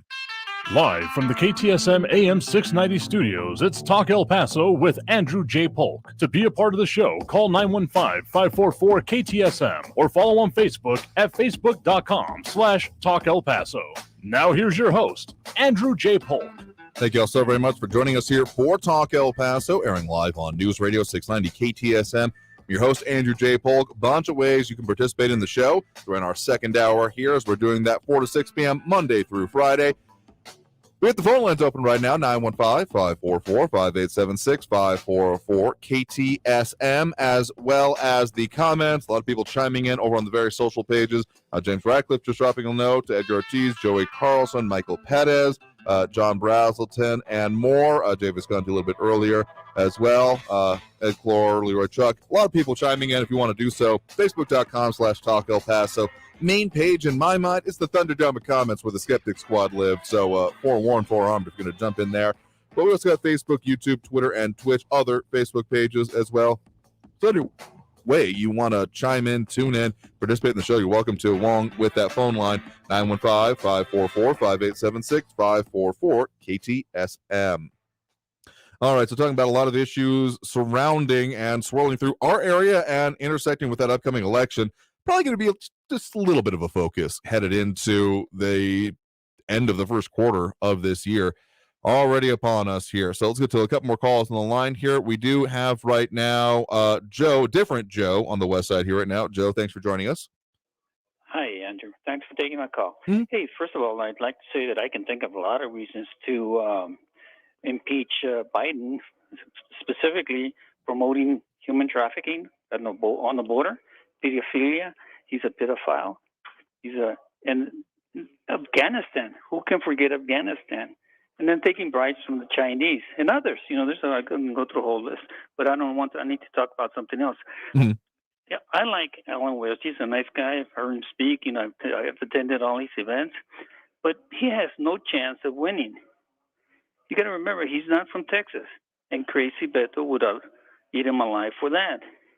The other thing is, Greg Abbott can't call the military to the border as suggested by the first caller. Mm-hmm. Greg was criticized for opening the state and for sending state troopers to the border. Now, the National Guard costed the state a lot of money, and they don't have any authority to arrest criminals. Yeah. The first caller is not from Texas. Maybe he's from Northeast El Paso, same as the other guy. But the fact of the matter is that it costs a lot of money to send the National Guard, and as a matter of fact, send the state police to the border, which he did. It's costing us a lot of money, and not only that, he is building the wall. He's rebuilding the wall. So now, for anybody to criticize Abbott about all this, they don't know what they're talking about. Okay, so I'm saying these people don't know what they're doing, and they're probably trying to derail Abbott and the Republicans. Thank you. I mean, sure thing. I mean, there's a lot of interesting points to bring up there. I've said all along that even with these challenges and perceived vulnerabilities within the governor's position, that underestimating him would be a fatal mistake for any opponent of his, whether it be of the same party or a different one, because the guy has been active and operating in Texas politics for more than a decade, depending on how you qualify it at this point. I mean, before he was the current position that he is in now, you held a variety of other positions, including the Attorney General of Texas, which is not given the issues going on with the current one, analogies aren't quite there, but he's been doing this. This is not his first rodeo, and the war chest he's got, more than $50 million at last check, is nothing to be sniffed at. So to anyone just say, oh yeah, Abbott's going to be pushed over and dealt with it, I got another thing for you, and another news about that here. And I mean, there's various things. I mean, one of the other things that comes up with it comes to the Texas and National Guard and things like that is that Texas has its own military department and parts of it going back to the time when Texas was actually kind of be traced from previous agencies of when it was actually its own country. So there's I guess, variety of questions that could be asked about what could actually be done when it comes to deploying within. I mean, there's certain levels of control that governors have of, even if within other states, of their own National Guard, and then being federalized and all that kind of stuff that comes along with it. That's a whole complicated subject. But I think that this is one of those vulnerabilities that is now, it'll be interesting to see how it develops. I mean, there's plenty of people with opinions out there, such as yourself, but this is another front that could be opened up, and probably his opponents will be seeking to, now that Allen West has started, pushing this. Others may join in on it because, frankly, any perceived vulnerability within the governor's facade of policies and any daylight between him and his base, I think, is going to be something that is going to be very focused on in these next few months here. So thank you for the point and the call here. Getting to at least one more here before the bottom of the hour. We do have Andrew on the west side here with us. Andrew, thanks for joining us. Yes, thank you very much. I need to respond to that Raul character. First of all, about his comment about Beto being a better candidate. Well, let me just remind people, Beto is on record publicly wanting to take down the border fence. Number 2, Beto wants to take away your guns. Number 3, Beto is for a cashless bail system. Okay. Governor Abbott, as far as I know, has been the only governor to do anything about border enforcement. And I mean, human trafficking is not only federal crime, it is a state crime in Texas. And in Texas, human trafficking can get you on the sex offender registry pretty quick. A lot of people don't realize that. But I was just going to bring that up. Your comments, Andrew. I mean, again, there's a lot that Abbott has done, and I know that there's a lot of people that may feel dissatisfied with it, and that's a very reasonable point. I mean, this is the time when this should be worked out as we're reaching these primaries. One other thing I wanted to interject here, actually, that you brought up, reminded me, another Texas Tribune headline here, that Beto O'Rourke's blunt support of marijuana legalization gives advocates hope for policy change. That's kind of one of the major things that has come out of his campaign so far. Still not a whole lot of strict detail on the actual points besides previous statements, what he said on the various other campaign trails he's been on. So that's just comes up to my mind at the moment. But I mean, Abbott has been decently proactive on this issue when it comes to border security, which is why it was of interest to me that this is now being, at least for the moment, being focused on by at least one of his major opponents here, that there could be another. Really, the campaign comes down for them finding those wedge issues to that get in between Abbott and his base. Because, I mean, every forecast that comes out here has still likely or almost guaranteed Republican outcome for this election. It is still Texas, and the 2020 election proved the importance, I think, of in-person campaigning, given the, the supposed blue bulwark that exists in, around the border in South Texas being pretty well breached during this last previous campaign season, I should say. So all of that contributes to, yes, I expect that it'll go just about the way you might have known when you say Texas and governorship, but I mean, there's always surprises possible. Not exactly a November surprise here, but a late February surprise possible. It's going to be a fascinating campaign season, so I'm buckled in for it, that's for sure. Well, agreed. But at least, like I said, at least he's making an effort to secure the border. As in this Build Back Better bill, there's no funds for Border Patrol as far as I can read or hear and look into it. But there is money appropriated for 87,000 new IRS agents, and also you've got people on the left that want to get rid of ICE. So it's just a complicated issue. But anyway, thank you for the time on your program and have a good evening. You too. I mean, complicated is an understatement when it comes to all of this. I have not heard of anything else particularly, and I'd be surprised if there was anything in the Build Back Better bill about border security or anything like that. Yeah, there's just a whole lot going on with here. We're going to take that next break here right now. Coming back from the break, we'll get to more of the comments, and we're going to go ahead and do that remembrance here on the line here. So we'll have that in mind as we're coming out of this next break. So stay tuned for more Talk El Paso here on News Radio 690 KTSM. The comments always going 100% over here on the page. I'll get into more of those after this break with more Talk El Paso. After that, remembrance for a longtime call and contributor here on News Radio 690 KTSM.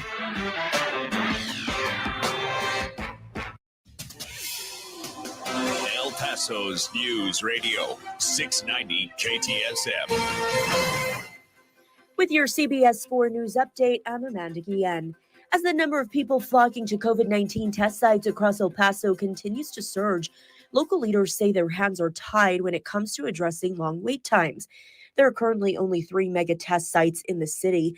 And during Tuesday's city council meeting, Representative Alessandra Anello questioned why.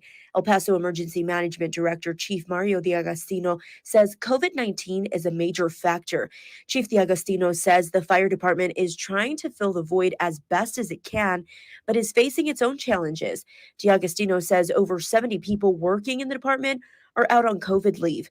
D'Agostino says the agency in charge of testing at city sites is working to bring a large group of people that will be trained and ready to go by Saturday. He says he is hopeful that will help speed up wait times. That has been your CBS 4 News update. I'm Amanda Guillen. News Radio 690. Traffic all day. Accident reported Yarborough at the border highway with heavy congestion. Stop-and-go traffic on the I-10 eastbound between Artcraft and Thorne. Both directions, actually westbound as well. Accident reported I-10 at Geronimo on-ramp. I-10 eastbound at Trowbridge. A disabled vehicle blocking the right shoulder. Carrie Edwards, El Paso traffic. From the KFOX 14 Severe Weather Center, this is Chief Meteorologist Sandra Diaz. Our warming trend is expected to continue, so if you're a fan of the warmer temperatures, we eventually will end up in the mid-60s by the weekend. Overnight temperatures, though, still remain pretty chilly in the 30s until this weekend when they return to around 40. Now, as far as what we've got with our next weather maker, we will see some changes as we get into Sunday with a weak front and then a chance for rain to kick off next week. This report is sponsored by DuckDuckGo. Protect your privacy for free with DuckDuckGo. I feel like I'm being haunted by a pair of headphones. Everywhere I go is a creepy ad for headphones I looked at one time. I hate that feeling like I'm being watched. I downloaded DuckDuckGo and saw a difference right away. Take back your privacy online with DuckDuckGo. Privacy simplified. Hi, Phil Swift here for the Flexio family of products. You know, there's a lot of ways to protect your home. You could dig a moat. You could bubble wrap it. Or you could train a pack of wolves to protect it. But the best way is with the Flexio family of products. So when you need to patch, bond, seal, repair, and stop leaks fast, get the Flexio family of products. Available at flexioproducts.com and fine retailers.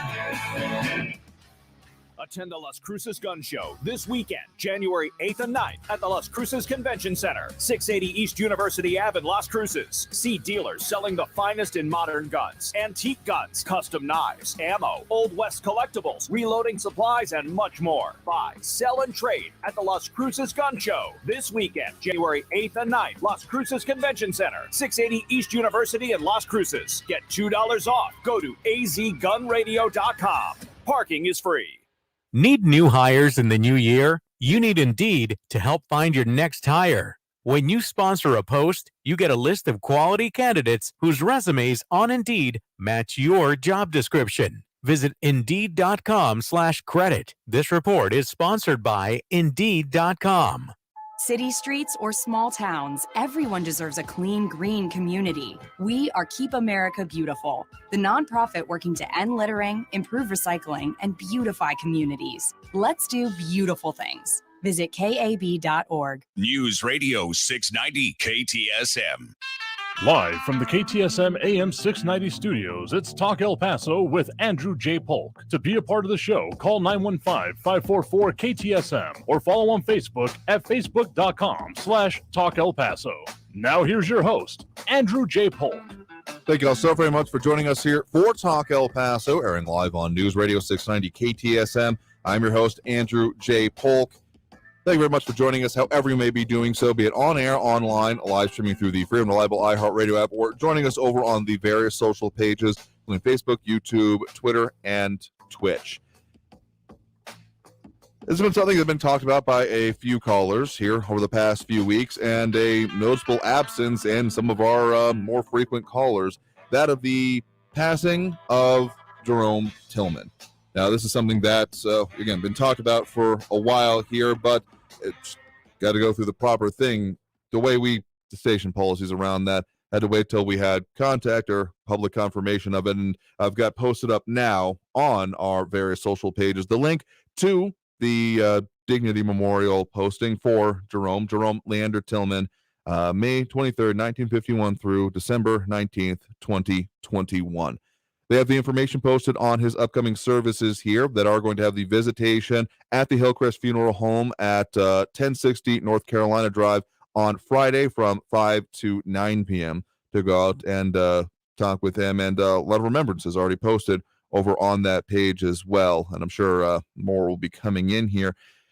Given the amount of contribution he had done to this show in a variety of ways, both as a subject of our interviews and the different calls, it was hard to figure out a good way to properly honor the work he did. Some of the ways that we've had callers call in and mention this and just want to talk with us about it was the way that he was dedicated to parts of our community. So it ended up coming down the best way we could figure out to do a minor tribute here is the interview that we did with him when he was in the role that I think suited him best in the time that I was able to know him and in the way I was able to, and that is as a burgeoning public servant wanting to focus on the important issues and the way and the work that he could do. So we did have an interview that we did with him in the lead up to the previous school board election. Yeah, that one that no one voted in. Well, he was already a part of it himself, which I think is a pretty good example of just the way he went and dealt with things. So here we have that interview with Jerome Tillman as he was running for the District 5 EPISD Board of Trustees spot. Enjoy. Joining me now, we have Jerome Tillman, candidate for District 5 for the EPISD Board of Trustees. Thank you very much for joining us today. Appreciate the opportunity. Thanks a lot for doing it. Happy to do so because it's an important one to focus on this set of issues with the school board. So getting into our questions now, why are you running for this particular office? I was asked by the outgoing trustee, Charles Taylor, and was briefed by him on concerns for our district and married his expressions with my own. I got 4 things I want to talk about, that being the first one. The second one, I want to work on a restoration of the faith in the system. That faith has been shaken by the ethical transgressions of the 2 previous supers and avoid in the community outreach and consideration from community organizations. They just kind of get left out.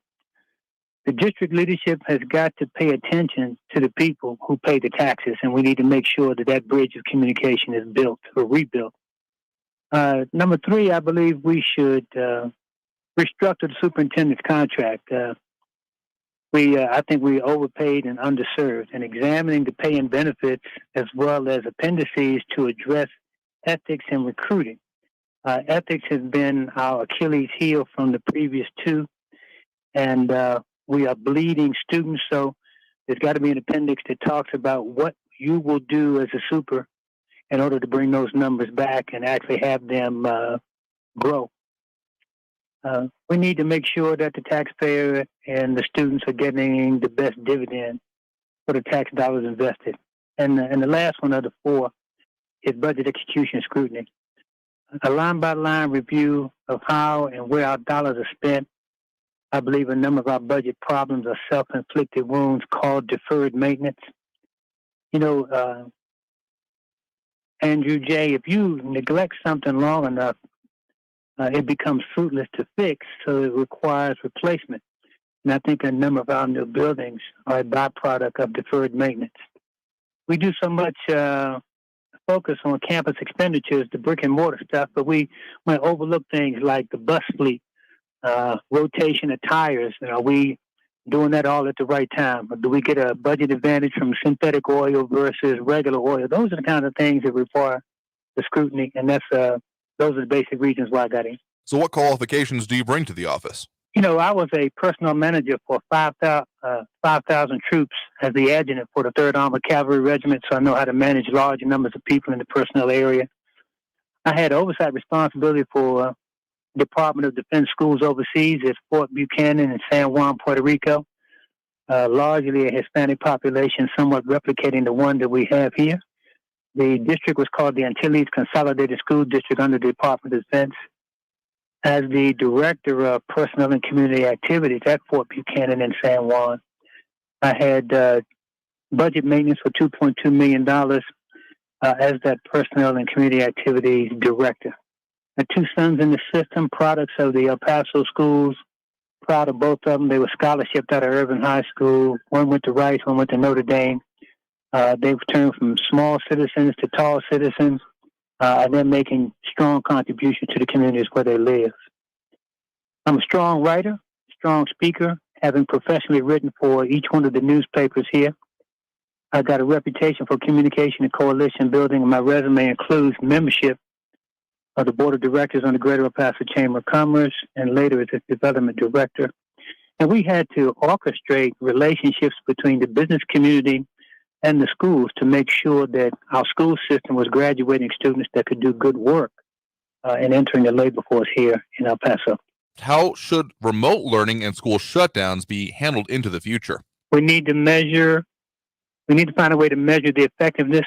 This hybrid model we're using has got to have a yardstick to measure its effectiveness, because the virus is rebounding. We need a way to evaluate it. And that's what I think we should be doing. And what is your position on future school bonds and current tax rates? I think that the ratio at which we tax people, property, and businesses is skewed. We take too much out of the property tax because we don't have enough commercial tax revenue streams. We need to take a look at how our taxing entities are levying taxes across the board.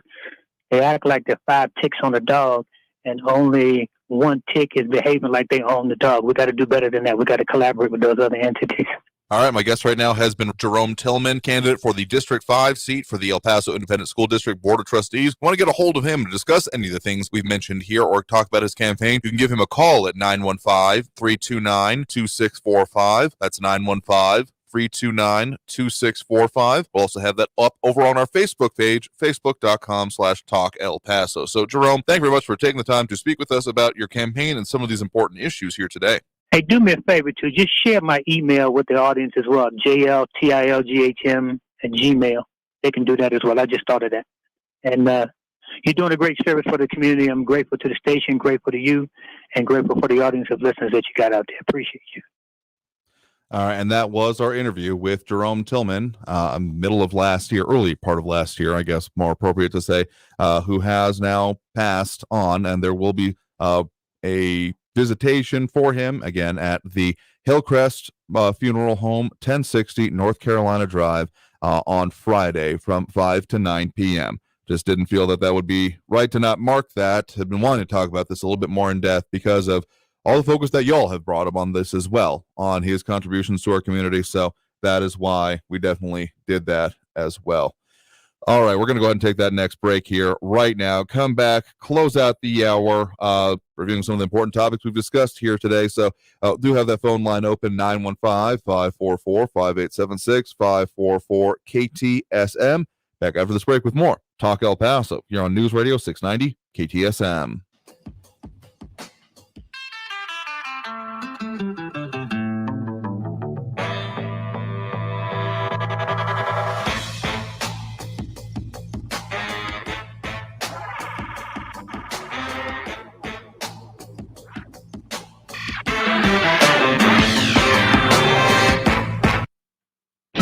Traffic all day. News Radio 690. Accident reported Yarborough at the border highway with heavy congestion. Stop and go traffic on the I-10 eastbound between Artcraft and Thorne. Both directions actually westbound as well. Accident reported I-10 at Geronimo on-ramp. I-10 eastbound at Trowbridge. A disabled vehicle blocking the right shoulder. Carrie Edwards, El Paso traffic. This report is sponsored by DuckDuckGo. Protect your privacy for free with DuckDuckGo. I feel like I'm being haunted by a pair of headphones. Everywhere I go is a creepy ad for headphones I looked at one time. I hate that feeling like I'm being watched. I downloaded DuckDuckGo and saw a difference right away. Take back your privacy online with DuckDuckGo. Privacy simplified. If you're tired of big cable bills and want to cut the cord, you can still get Newsmax TV for free. Millions of Americans like you are watching Newsmax. It's available on all major cable systems, or get it free on major streaming platforms. Watch Newsmax on smart TVs like Samsung, LG, Vizio, and more. Find Newsmax on your Hub Guide or use the TV app. Newsmax also streams free on Roku, Xumo, Pluto, Amazon Fire, TiVo, Apple TV, Chromecast, and more. More than 7 million people have downloaded the free Newsmax app on their smartphones. There's no paywall or subscription, so watch Newsmax anytime, anywhere. Forbes calls Newsmax a news powerhouse. And watch great shows with Mike Huckabee, Greg Kelly, Rob Schmidt, Diamond and Silk, Stinchfield, and a lot more. Find out why America is tuning in to Newsmax TV, the fastest growing cable news channel. It's a source you can trust. Newsmax is real news for real people. Now may be the perfect time to buy a home financed by Loan Depot. Loan Depot has over 300 loan products to help you make home ownership a reality. Interest rates are near historic lows. Rates will not stay low forever. So call 866-888-LOAN so one of our thousands of loan officers can help you find the right loan. Call 866-888-LOAN or visit loandepot.com. Loan Depot. Rates are subject to change. Equal housing opportunity lender. NMLS number 174457. Licensed in all 50 states. iHeartRadio Earth knows small changes can make a big difference. Want to reduce your food waste? Embrace your freezer. From bread to meat and even cheese, most foods can be frozen and cooked later. Plus, a full freezer uses less electricity. Brought to you by iHeartRadio Earth and the National Environmental Education Foundation. To find more tips for smarter, sustainable living or to take action in your own community, go to iHeartRadio.com/Earth. If you see something, why do you say something? I see safe for my friends. For my community. For everyone here. We all have something worth protecting, a why that unifies us. Report suspicious activity to local authorities. If you see something, say something. Stay informed at KTSMradio.com. News Radio 690 KTSM El Paso. Live from the KTSM AM 690 studios, it's Talk El Paso with Andrew J. Polk. To be a part of the show, call 915-544-KTSM or follow on Facebook at facebook.com/Talk El Paso. Now here's your host, Andrew J. Polk. Thank you all so very much for joining us here for Talk El Paso, airing live on News Radio 690 KTSM. I'm your host, Andrew J. Polk. A lot going on today, a lot we're talking about in some of our upcoming shows. Going to be talking even further about the issues that affect us here in the borderland, as is our focus. Specifically tomorrow, going to be talking about some new programming we got coming on, or might actually accurately say back on air on our sister station, Fox Sports 1380. Stay tuned for details on that. An interview about that and sports in town. Dip a little bit into that sometimes here as it comes up in the news, but otherwise, we got some qualified resources coming in to talk even more about that, so stay tuned for that. And then next week, talking more about currents affecting local businesses and some efforts going on with them, both new and restarting. So that's some of the things in the works here as we continue our mission to have more in-depth and detailed conversation about what's important to the people here in the borderland, because no one's going to talk about these things the way that we do. So bringing it back home with some of our top topics of the day, we are talking about immigration, border security, the issues we are seeing in our region and across the entire sector, as well as what that's going to mean for upcoming elections as well. Jay Visconti chiming in with an interesting point there, kind of related to it. It was brought up by someone else, not seeing much issue or issuance of anything for Border Patrol, border security from the Build Back Better agenda, which not exactly surprising, but him making the point, can we get a shout out to Senator Macho Manchin for his grande huevos to save this country from the Brandons of this great republic. Trump Manchin 2024, keep on Trumpchin. Trumpchin? Am I saying that right? Anyway, I am going to be incredibly surprised if that ends up being a ticket. I'm still not totally holding out that will actually be on the ballot here, if only because there hasn't been any announcements here. I don't know. It could be so. Well, we have a lot of surprises before we hit 2024, but actually that was something that was of interest because that is an item that has been wanting to be continued on by National Democrats, the whole Build Back Better for this year. But of course, Manchin is just not having anything of it. There's been no conversations after I made my statement. I think it's basically, and I was very clear. I feel as strongly today as I did then.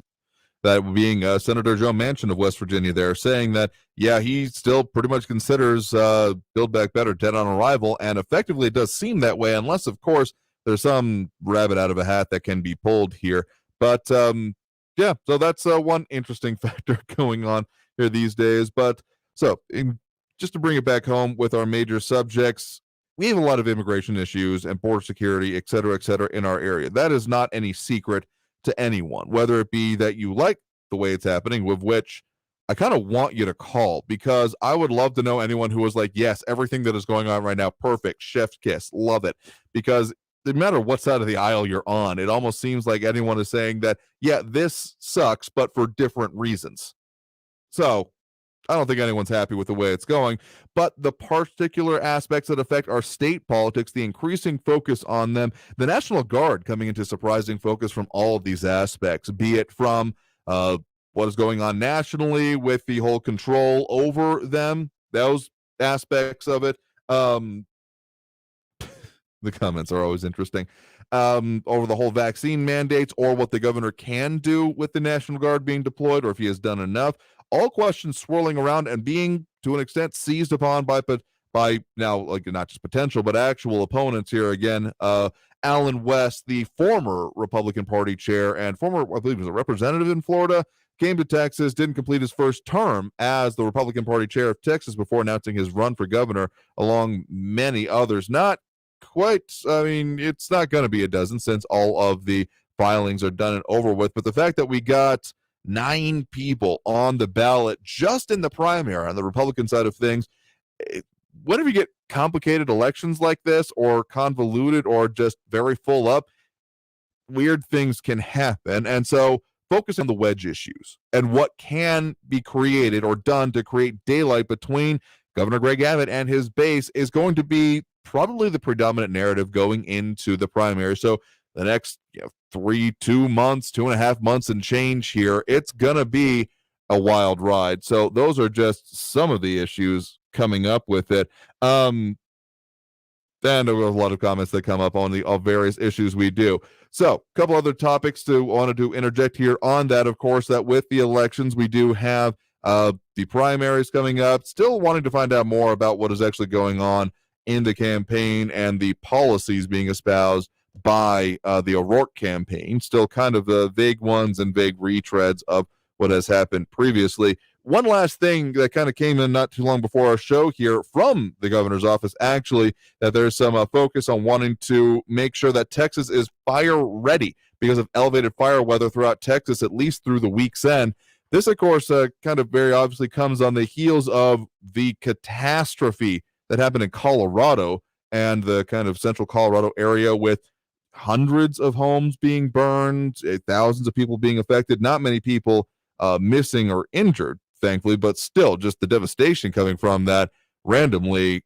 Something that, the release from the governor's office that the Texas Department Division of Emergency Management readying resources in response to elevated fire weather through the end of the week, specifically in the Panhandle, South Plains, Hill Country, and West Texas. So affecting a bit of our region here potentially as well. Kind of glad we got those rains that we did, even if it did make the time right around New Year's a little soggier than we like.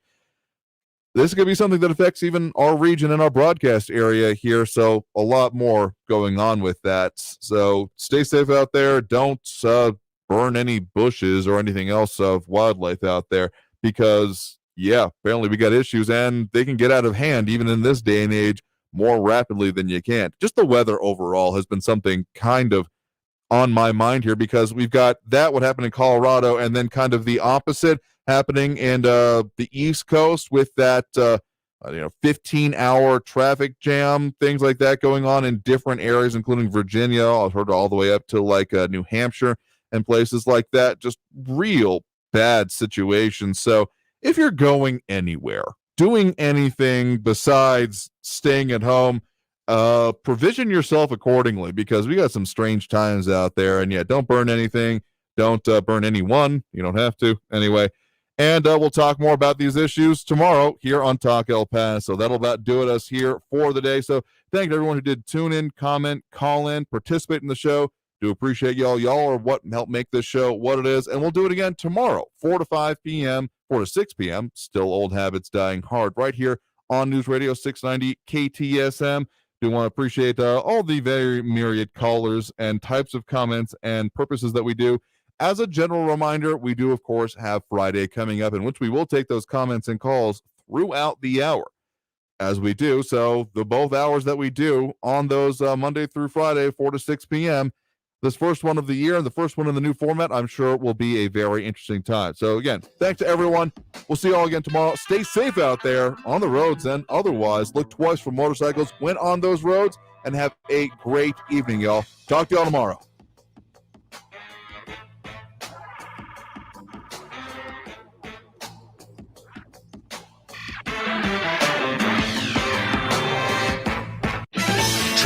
all day.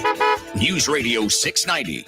We got slow and go traffic I-10 eastbound at Artcraft, Yarborough Drive at 375 Border Highway. Heavy congestion still. Stalled vehicle I-10 eastbound at Trowbridge is blocking the right shoulder. Stay left to get by. I-10 at Geronimo, police on scene of an accident there. And Valverde at Delta Drive. Police on the scene there take Comanche or Concepcion as alternates. Carrie Edwards, El Paso traffic. Finding great candidates to hire can be like, well, trying to find a needle in a haystack. Sure, you can post your job to some job board, but then all you can do is hope the right person comes along, which is why you should try ZipRecruiter for free at ZipRecruiter.com/radio. ZipRecruiter doesn't depend on candidates finding you. It finds them for you. Its powerful technology identifies people with the right experience and actively invites them to apply to your job. You get qualified candidates fast. So while other companies might deliver a lot of hay, ZipRecruiter finds you what you're looking for. The needle in the haystack. See why 4 out of 5 employers who post a job on ZipRecruiter get a quality candidate within the first day. ZipRecruiter, the smartest way to hire. And right now, you can try ZipRecruiter for free. That's right, free at ZipRecruiter.com/radio. That's ZipRecruiter.com/radio. ZipRecruiter.com/radio. Portions of the following program were pre-recorded. Rich is just a really, really good guy. The term good egg isn't enough to describe him. He's also certified organic and free range. Rich puts the cap back on everything. The toothpaste, the olive oil, the shampoo, everything. He lets his 10-year-old nephew beat him at virtual tennis, even though he can straight up slay his 10-year-old nephew in virtual tennis. When the toilet paper is running low, Rich replaces the roll on the actual holder, not just on the back of the toilet. Rich is texting and driving. Rich, no. What are you doing, Rich? I was just telling everyone how great you are. Texting and driving makes good people look bad. Visit StopTextStopWrecks.org, a public service